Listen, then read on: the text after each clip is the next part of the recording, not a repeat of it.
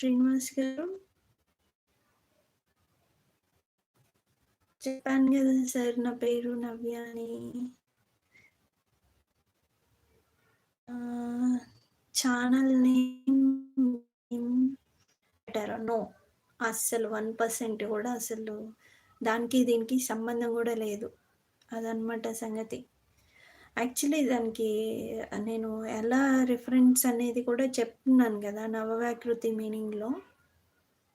So, I think Venkateswara స్వామి అష్టోత్తరంలో ఉన్నట్టుంది. ఓం నవ వ్యాకృతి రూపాయ నమః. రైట్.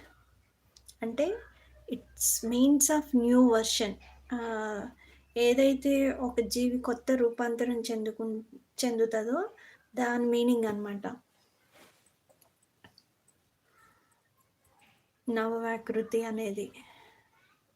కొత్త రూపం దాల్చడం. అట్లా.